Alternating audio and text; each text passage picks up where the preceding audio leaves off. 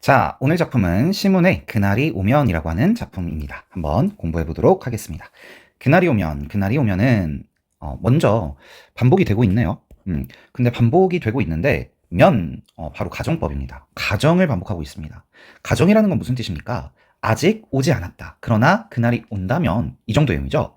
그러면 이 부분에서 우리가 알 수 있는 것은 무엇입니까? 바로 화자가 그만큼 간절하게 바라고 원하고 소망하고 있음을 가정을 두 번이나 반복함으로써 표현하고 있구나라고 하는 것을 잡아줄 수가 있습니다. 삼각산이 일어나 더덩실 춤이라도 추고 한강물이 뒤집혀 용솟음칠 그날이 이 목숨이 끊기기 전에 와주기만 한다면 이렇게 이어지고 있죠. 자, 먼저 삼각산이 일어나서 춤을 춘다라고 되어 있으니까 의인법인 건 잡아줄 수 있습니다.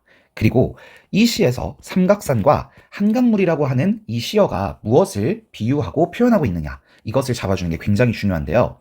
우리 대유법이라고 얘기를 합니다. 대유법이 무엇이죠? 바로 작은 것을 가지고 큰 것을 설명하는 것, 일부분을 가지고 전체를 설명하는 것, 그런 비유를 우리가 대유법이라고 얘기합니다. 자, 이 작품에서 삼각산과 한강물이라고 하는 시어는요, 우리나라 전체, 한반도 전체, 우리나라 영토와 국토 전체를 의미하는 시어입니다. 그래서 삼각산과 한강물이라고 하는 일부분, 작은 것을 가지고 우리나라라고 하는 큰 전체를 표현하고 있기 때문에 대유법이 되는 것이고요. 그래서 삼각산이 일어나서 춤을 추고 한강물이 뒤집혀서 용솟음치는 그날은 바로 그날, 광복이 오고 독립이 오는 그날을 이야기하는 것입니다. 그래서 이런 의인법과 대유법을 통해 독립의 즐거움을 역동적으로 표현하고 있는 구절이었다. 이렇게 잡아줄 수가 있겠습니다. 자, 그 다음에 더덩실 이런 것들 우리가 표현기법으로 뭐라고 이야기합니까? 바로 음성상징어라고 이야기를 하죠. 자, 넘어가 보겠습니다. 나는 밤하늘에 나르는 까마귀와 같이 종로의 인경을 머리로 들이받아 울리오리다 하고 있습니다. 자, 뭐뭐와 같이라고 했으니까 직유법이 될 것이고요. 근데 까마귀처럼 어떻게 하겠다는 거예요? 종로의 인경, 바로 종입니다. 종을 머리로 들이받아서 땡, 땡 하고 종소리를 울리겠다라고 표현하고 있습니다.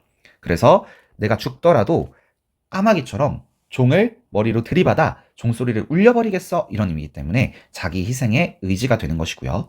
이때 밤하늘은 암울한 현실을 의미하는 시어라면 인경은 다른 사람들에게 조국의 광복을 알리고 독립을 알릴 수 있는 기쁨의 수단이 되겠죠. 드디어 광복입니다 하면서 사람들에게 종소리를 땡 하고 울림으로써 전파하고 확장하는 거잖아요. 그래서 긍정의 시어와 부정의 시어 이렇게 잡아줄 수가 있겠습니다.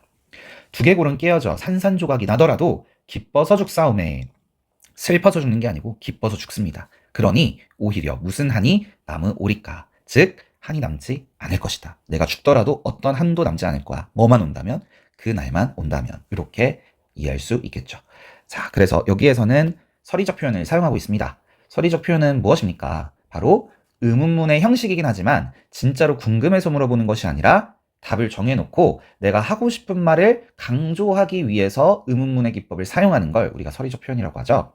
그래서 한이 진짜 남을까? 하고 궁금해서 물어본 게 아니라 한이 남지 않을 것입니다 라는 속뜻, 속의미를 강조하기 위해서 의문문의 형식을 사용한 것이다. 이렇게 이해할 수 있겠습니다. 그날이 와서, 그날이 와서. 자, 이런 것들 우리 감탄사라고 이야기하죠.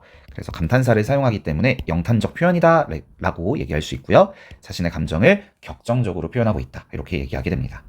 역시 반복이 되고 있네요. 그날이 와서 육조 앞에 넓은 길을 울며 뛰며 뒹굴어도, 육조는요 우리 경복궁 앞에 있는 그 거리를 육조라고 합니다. 시내, 도심 이 정도의 의미로 사용하고 있는 것이고요. 그래서 그 넓은 길을 울고 뛰고 뒹굽니다. 너무 기쁘겠죠. 그래도 넘치는 기쁨에 가슴이 미어질 듯 하더거든.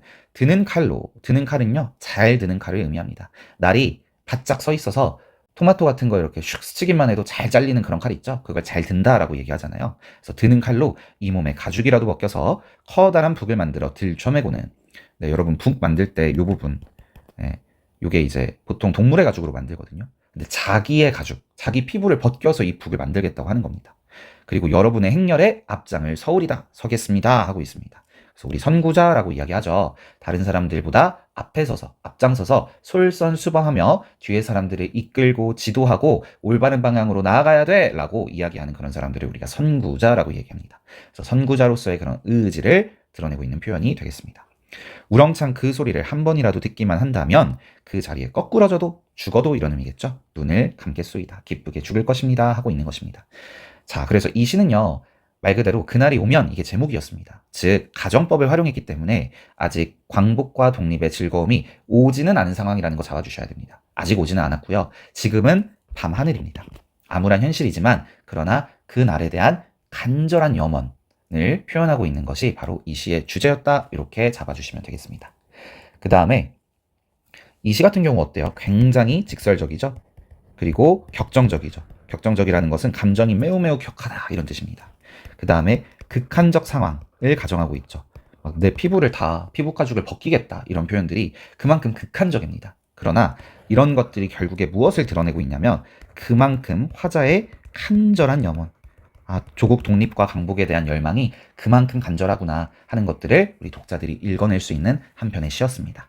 네, 오늘은 여기까지 해보도록 하겠습니다. 고생했습니다.